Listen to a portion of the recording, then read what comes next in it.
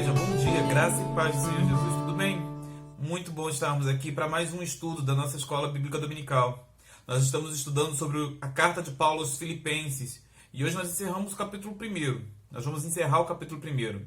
Nós vamos ver o capítulo 1 dos versos 12 ao 30. E a gente vai aprender muita coisa lá. Mas antes, vamos ver o que já vimos até aqui? Bom, o que a gente viu é que Paulo dedica a primeira parte de sua carta, né, para demonstrar o seu amor e gratidão à igreja de Filipos, né, pelo auxílio na causa do Evangelho, para apresentar, Paulo também vai apresentar sua situação como prisioneiro. A carta começa com as apresentações e saudações peculiares do apóstolo, né, que ele já faz mesmo em todas as cartas. E em seguida, Paulo faz um caloroso e emocionante discurso de gratidão e súplica a Deus pela sua vida e pela vida dos irmãos daquela igreja, né, da igreja de Filipos. Com isso, nós aprendemos algumas características de como a comunidade cristã deve buscar, né? Nós vimos que são elas a primeira característica é que a comunidade cristã ela tem uma liderança servil. A liderança da comunidade cristã é uma liderança que serve a Cristo e serve aos seus irmãos e é fiel a Cristo. A segunda característica é que essa igreja ela coopera, quer dizer, ela tem uma comunhão com a missão do Evangelho, né? Com a missão de proclamar o Evangelho. Nós vimos também uma terceira característica, que essa comunidade ela cresce no amor. É uma igreja com uma comunidade que cresce em amor, cresce no amor de Cristo, né? E tudo isso, todas essas características levam a igreja a glorificar e a louvar a Deus. Tudo isso é para o louvor e glória de Deus. Hoje nós veremos, né, como as adversidades da vida podem resultar no avanço do Evangelho e como através deste mesmo Evangelho nós devemos viver. O amor que Paulo tem pelos filipenses o faz revelar as marcas que uma comunidade cristã precisa ter e conservar para viver nesse mundo cada vez mais solitário, egoísta. Ele nos ensina que estamos em um combate e para vencermos, o melhor é estarmos juntos. É isso que nós vamos ver na aula de hoje, né? As adversidades nos levam a pregar o Evangelho, a viver esse Evangelho. E nesse Evangelho nós encontramos marcas que a comunidade cristã deve ter. Vamos ver isso. A primeira parte do estudo de hoje vai falar sobre isso, sobre essas dificuldades e adversidades da vida. O viver é Cristo e o morrer é lucro. Está lá em Filipenses capítulo 12, verso 26. É o trecho que nós vamos usar agora. O apóstolo utiliza esse primeiro momento da carta, né, essa abertura da carta, para confortar os corações dos filipenses sobre a sua situação de prisioneiro. E como essa situação, como ela tem contribuído para o progresso do Evangelho. Paulo revela que a sua prisão teve por razão a proclamação da salvação em Cristo Jesus. Mesmo que por motivações contrárias, adversas, escusas, para ele o mais importante é anunciar a Cristo. O apóstolo ainda se mostra otimista e esperançoso de que, seja em vida ou seja em morte, o nome do Senhor Jesus será engrandecido e de que nada mais lhe resta nessa vida a não ser torná-lo mais conhecido. O comentarista Hendricks, que boa parte nós já vamos tratar dele aqui, né? Boa parte do conteúdo é baseado na obra dele, no comentário dele. Ele vai apresentar o apóstolo como um servo alegre de Cristo e como um prisioneiro otimista, né? De fato é assim que Paulo se apresenta nessa primeira parte da carta. O servo que tem alegria em estar a serviço de seu mestre e um prisioneiro que vê esperança em sua condição de apresentar o Evangelho de Cristo ao maior número de pessoas possível. E o que nós podemos aprender com isso? O que nós podemos tirar disso aí, dessa primeira parte? Bom, a primeira coisa que nós podemos aprender é que tudo contribui para o progresso do Evangelho. É assim que Paulo enxergava. Tudo contribui para o progresso do Evangelho. Paulo não olhou para a sua prisão e lamentou. Ele não viu a sua condição de prisioneiro e desanimou. Ele poderia ter desistido de tudo, Ele poderia ter parado ali, jogado a toalha e falou: olha, não quero mais. Mas o que ele fez, movido pelo poder do Espírito Santo, é enxergar uma oportunidade para glorificar a Deus através desse momento que ele vivia.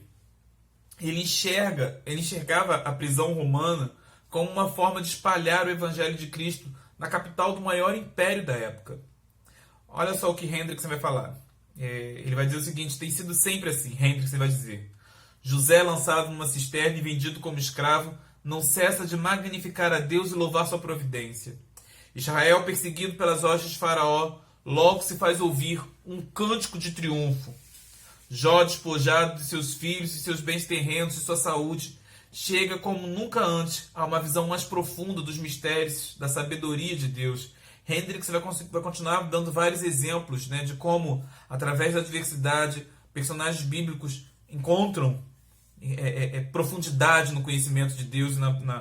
E ele vai continuar falando o seguinte, dando exemplo, né? Nosso Senhor Jesus Cristo, crucificado por meio de sua própria cruz, ganha a vitória sobre o pecado, sobre a morte, sobre Satanás, levando todo verdadeiro crente a exclamar: longe esteja de mim gloriar-me, senão na cruz do nosso Senhor Jesus Cristo.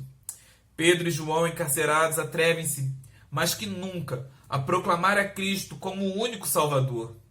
Por fim, ele vai dizer que a igreja primitiva, espalhada por toda parte, aproveita essa mesma oportunidade para ir aos quatro ventos pregando a palavra. Veja que o impacto do evangelho pregado através da prisão de Paulo, ela impactou, né, desculpa a redundância, os soldados que o aguardavam, né, que guardavam ele. A gente vai ver quando ele vai falar primeiro sobre a guarda pretoriana, né? E vai impactar também toda a comunidade cristã romana que guardava o desfecho da situação de Paulo, né? Toda essa comunidade ela é consolada e animada a prosseguir na santa caminhada.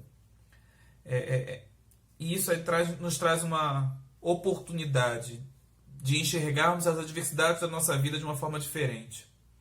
E eu sei que é difícil, eu sei que é complicado, eu não vou dizer para você que é fácil, é muito fácil até falar, mas nesses momentos difíceis em que nós vivemos, seja nesse momento de pandemia, e talvez vocês tenham passado por momentos de dificuldade financeira, talvez você tenha perdido seu emprego, talvez você tenha perdido algum parente, algum querido nessa pandemia. E eu quero te desafiar a enxergar esse momento difícil da sua vida, uma oportunidade de anunciar o Evangelho de Cristo. Olhe para esse momento e encontre uma oportunidade de anunciar o Evangelho de Cristo. Assim como Paulo encontrou a oportunidade de anunciar o Evangelho na cadeia, encontre esse momento. Impacte as pessoas que estão ao seu redor com o Evangelho de Cristo. As pessoas que estão olhando o momento difícil que você está passando, faça-as enxergar não esse momento, mas a Cristo Jesus te sustentando, te carregando, te movendo nesse momento tão complicado da sua vida. Aproveite todas as oportunidades. A primeira coisa que nós podemos aprender aqui com Paulo é que tudo contribui para o progresso do Evangelho. E a segunda coisa que nós podemos aprender é que Paulo ele tinha uma alegria inabalável em toda e qualquer situação. Uma alegria inabalável em toda e qualquer situação. Hendrickson vai continuar dizendo, né, que Paulo é o prisioneiro otimista. Não só porque ele sabe que sua prisão é para o avanço do Evangelho, mas também porque está profundamente convencido de que em sua pessoa Cristo será engrandecido e que esse feliz resultado será alcançado, seja ele, o apóstolo, né, posto em liberdade, como ele esperava, ou seja condenado à morte, como ele vai dizer também nos versos 19 a 26. Ele não condiciona, Paulo ele não vai condicionar a sua alegria na sua situação. Antes, a sua alegria está firmada em Cristo e é resposta da oração dos seus irmãos da fé. Veja o que ele diz lá no verso 19, né? Porque estou certo de que isso mesmo, pela vossa súplica, pela oração dos seus irmãos na fé, e pela provisão do Espírito de Cristo, né, pelo Espírito Santo, por Cristo, onde a sua fé está baseada, isso me redundará em libertação. O mesmo Espírito que sustentou a Jesus Cristo, o mediador em suas provações, fará que todas as coisas cooperem juntamente para o bem, no caso de Paulo. E isso em resposta às orações dos crentes em Cristo Jesus. Isso me faz lembrar muito o hino número 108, a Aflição em Paz, que eu gosto muito desse hino, e todas as vezes que eu vejo essa situação de Paulo na cadeia, e falando sobre alegria, dizendo que isso vai se redundar em alegria para ele, me faz lembrar esse hino 108, Aflição em Paz. Se paz a mais doce me deres gozar, se dor a mais forte sofrer, ó seja o que for, tu me fazes saber que feliz com Jesus sempre sou. Para Paulo era motivo de alegria saber que em tudo o nome do Senhor Jesus seria glorificado. Na sua prisão ou na sua libertação, seja na sua vida ou na sua morte. O viver é Cristo, Ele será glorificado em toda a minha vida. E o morrer é lucro. Nada é mais valioso nessa terra do que encontrar face a face com meu Senhor Jesus. Entretanto, Paulo ele não deseja a morte, como alguns podem até pensar aqui. Ele afirma que para o progresso do Evangelho é melhor que ele continue vivendo. Mas se o Senhor assim quiser que ele se despeça aqui, ele o faz com grande alegria. Se você precisa de um motivo, meu querido, para continuar vivendo, se você precisa de algum motivo para manter-se vivo, encontre em Cristo, encontre no amor de Cristo uma alegria inabalável para viver. Se você acha que não tem mais jeito a sua vida, se você acha que tudo que você está vivendo é triste demais, é pesado demais, mude o foco. Coloque o motivo da sua alegria. Baseie a sua alegria em Cristo Jesus e no seu amor. E eu tenho certeza que você vai encontrar motivo de sobra para viver uma vida plenamente alegre. Veja bem que eu não estou falando que você vai encontrar uma vida fácil, tranquila, uma vida sem problemas, mas é uma vida de plena alegria em Cristo Jesus. Mas a gente não vai parar aqui não. Continua aqui comigo. Não desfoca não perde o foco. Mantenha-se ligado que a gente ainda tem mais coisa para falar. A segunda coisa que nós podemos ver na carta de Paulo, nós vimos que o viver é Cristo e o morrer é lucro. E a outra coisa agora, a segunda parte do nosso estudo, nós vamos falar sobre essas marcas da comunidade cristã. As marcas que a comunidade cristã deve ter. Isso está lá nos versos 27 ao 30. O finalzinho do capítulo tem muita coisa ainda para ensinar. Eu quero que você leia esse pedaço, tá? Leia aí os versos 27 ao 30. Leia, repete a leitura, leia de novo em voz alta e a gente vai entender quais são as marcas que a comunidade cristã deve ter agora aqui nesse texto. Esse trecho ele encerra essa primeira parte e inicia uma longa sessão de exortações que Paulo vai fazer até o capítulo 4, né? Até o verso 10 do capítulo 4. E aí o tom da carta muda de novo e Paulo volta a expressar sua gratidão pelos recursos que recebeu da igreja de Filipos. Paulo vai utilizar aqui nesse trecho dos versos 27 ao 30 algumas palavras fortes para encorajar a igreja a se manter firme, unida e confiante em Deus. Ele faz uso de uma expressão quase cívica, né, para que eles vivessem de forma plena como cidadãos da terra, mas tendo a consciência de que eles são forasteiros aqui, né, como o hino vai dizer, né, sou forasteiro aqui. Porque a nossa pátria ela está no céu. Ele vai utilizar também de uma figura de linguagem para encorajá-los a permanecerem firmes, combatendo lado a lado nas trincheiras pelo Evangelho. Diante disso tudo, aí, diante desse trecho, nós nos perguntamos quais são as marcas da comunidade cristã? Que característica diferencia a Igreja de Cristo do restante da sociedade? O que essas marcas representam para nós? A primeira marca que nós podemos ver aqui da comunidade cristã é que ela vive de um modo digno do Evangelho. Está lá no verso 27. Releia o verso 27.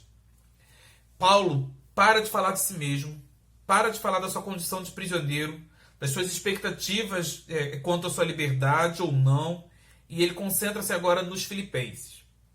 É como se ele dissesse, olha gente, essa aqui é a minha situação, eu já sei, vocês já estão sabendo, mas fiquem tranquilos.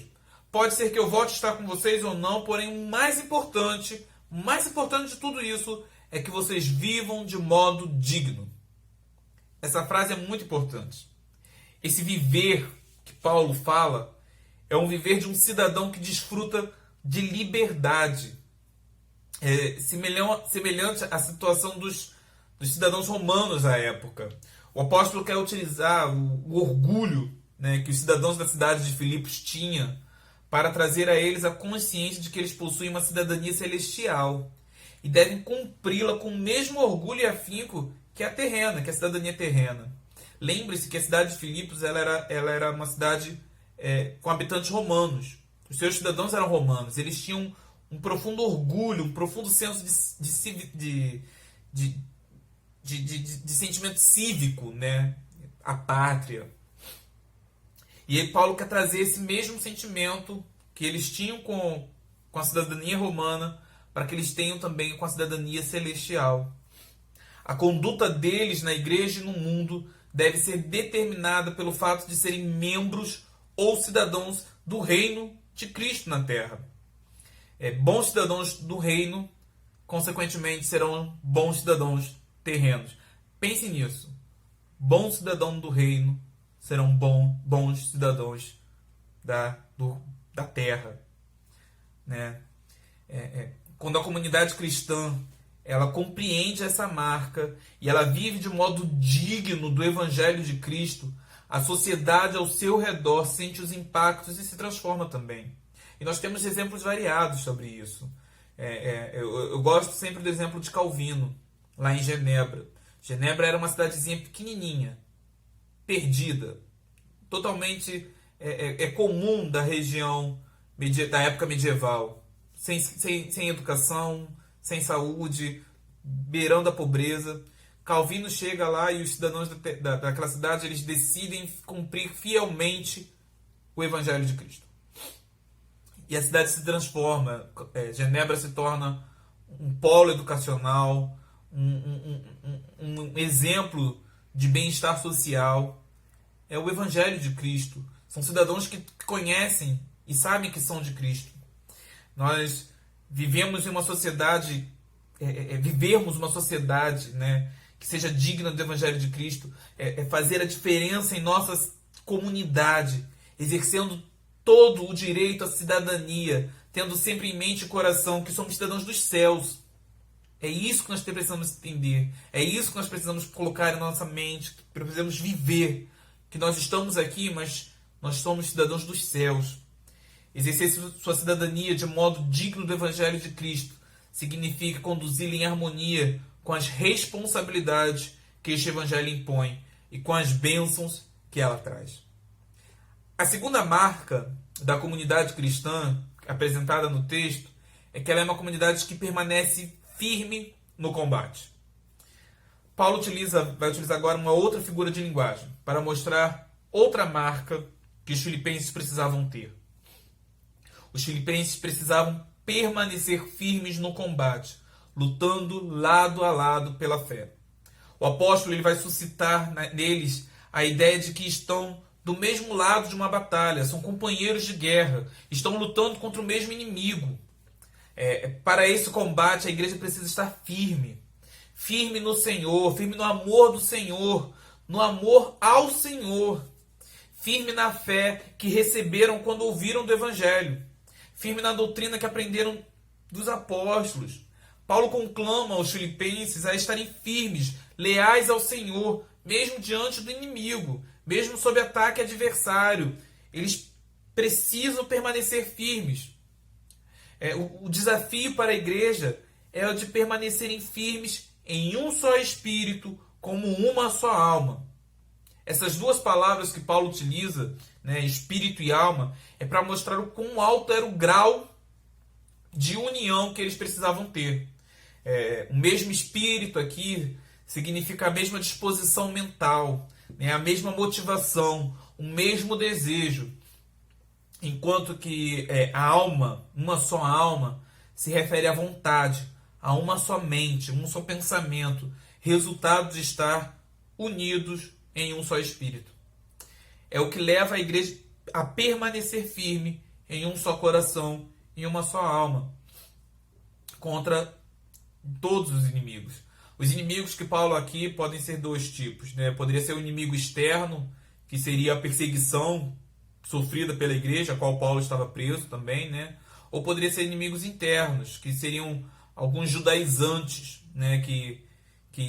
Como Paulo chama de judaizantes, né? Que queriam introduzir a igreja que estava nascendo conceitos judaicos, a qual não cabia mais à igreja, né? A circuncisão, guardar os dias e as festas, né, santas para os judeus, tudo isso se desfez com Cristo Jesus, que cumpriu tudo isso.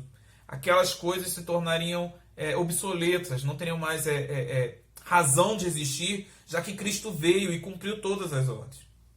Né? Poderiam ser esses. Poderiam também ser inimigos do tipo dos gentílicos, que não eram judeus, mas viviam numa sociedade corrompida e perdida, e encontraram em Cristo, né, encontraram o Evangelho, e na mensagem de liberdade que o Evangelho traz, algo mais semelhante à libertinagem.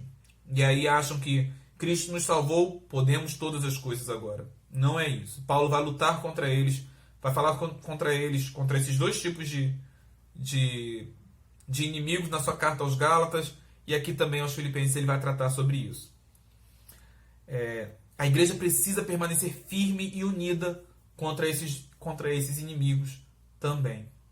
Nos dias de hoje, o que temos visto é uma sociedade cada vez mais dividida, cada vez mais polarizada por divergências e contendas, cada um tem a sua opinião e não se entendem com isso, né?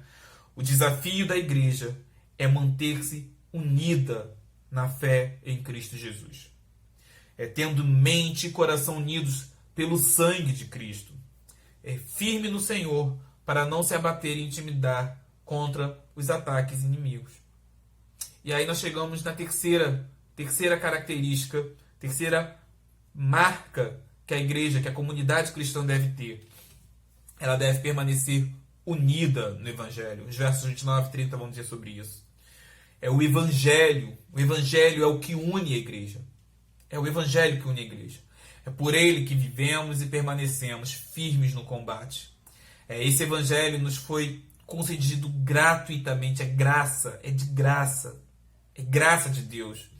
Paulo afirma que nos foi concedido graça de crermos nele. Né? A graça de crermos nele. Antes de qualquer coisa, antes mesmo do sofrimento, recebemos o privilégio de crermos em Deus. O Evangelho são as boas novas de salvação da parte de Deus para o perdido pecador. Lucas 2,10 vai falar sobre isso. Essas boas novas de alegria e salvação não revelam o que fizemos para alcançá-la, mas sim a ação de Deus em nosso favor. Não por algum mérito que tenhamos, mas é pelos méritos de Cristo que recebemos. É isso que Paulo tinha em mente quando disse: vos foi concedida a graça de crer nele. Os filipenses foram alvos dessa graça. Eles ouviram o evangelho pregado pelo mesmo apóstolo no tempo atrás, como nós vimos na primeira aula, né, lá em Atos.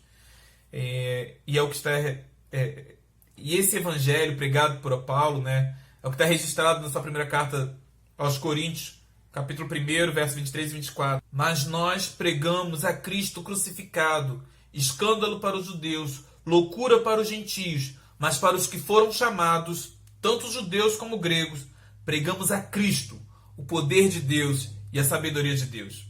A Confissão de Fé de Westminster, né, ela afirma que no Evangelho, Deus proclama o seu amor ao mundo, revela clara e plenamente o único caminho da salvação, assegura vida eterna a todos quantos verdadeiramente se arrependem e creem em Cristo, e ordena que esta salvação seja anunciada a todos os homens, a fim de que conheçam a misericórdia oferecida e, pela ação do seu Espírito, a aceitem como dádiva da graça. Está lá no capítulo 25 da confissão de fé.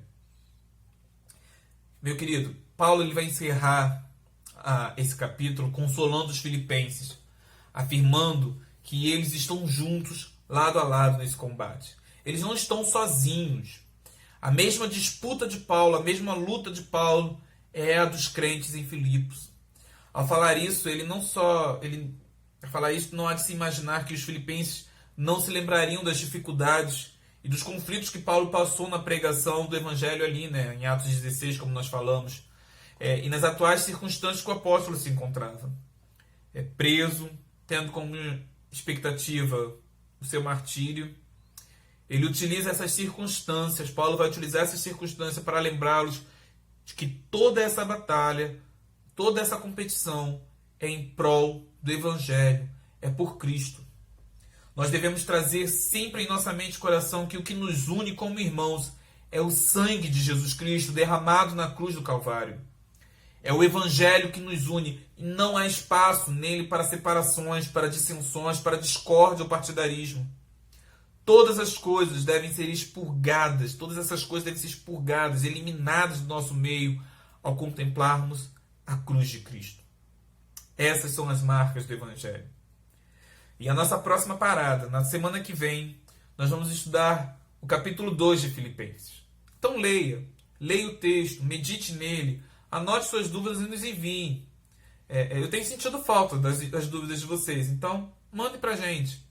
Nós vamos tentar responder todas as suas dúvidas na próxima aula. Amém? Muito bom estarmos juntos, muito bom estar com vocês aqui na nossa Escola Bíblica Dominical. Eu te convido para o próximo domingo estarmos aqui novamente. Graça e paz.